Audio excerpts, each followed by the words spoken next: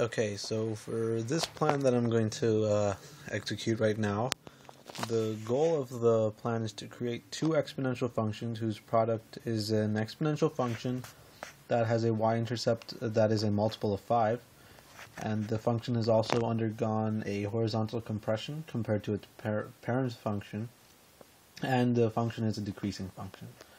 Okay, so step 1 of the plan says that for the first function, f of x, which I've written over there, choose a vertical stretch that is more than or equal to 5 and is a multiple of 5.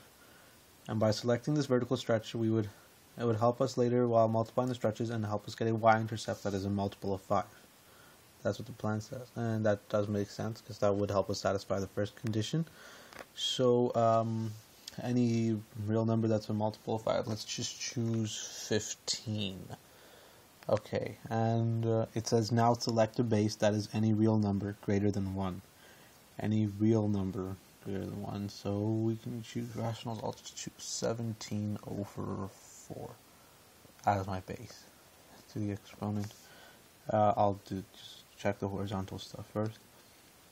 Select a horizontal compression that is any real number less than or equal to, it says, -1. So that your function would be a decreasing function, since it would have a reflection over the y-axis. That does make a lot of sense, and it does help us to become a decreasing function. Now, for my horizontal stretch, I'll choose, let's just say, -4. So -4x. And that's our function. It doesn't indicate whether we can choose any vertical or horizontal translations. So I guess I'm going to leave that out. I don't know if I could leave that out, but it doesn't specify whether or not to use any translations or any translations vertical or horizontal. Now, for step 3, it says to plug in the values into the f of x, which I've already done over here. And now to move on to step 4. Now it says for the second function, or g of x, we'll select a vertical stretch that is any real number equal to or more than 1. It says any real number. Now it says, now this kind of worries me, since we chose a multiple of 5 over here, so that when we multiply the functions, we'd have a multiple of 5 as our vertical stretch or compression.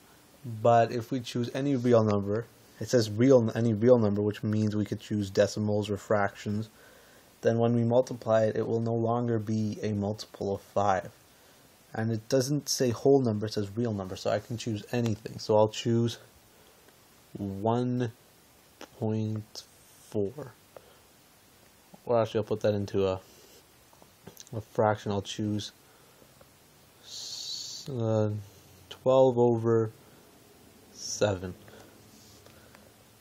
I don't know if you can see it. That's 12 over 7 as my vertical stretch or compression. And then it says for my base, I can choose any real number more than 1. So I'll choose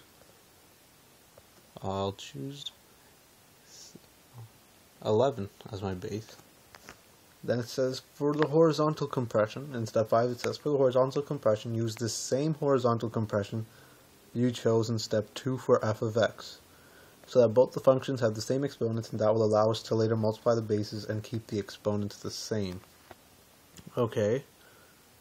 Not really sure why you need to do that, but okay, that makes sense.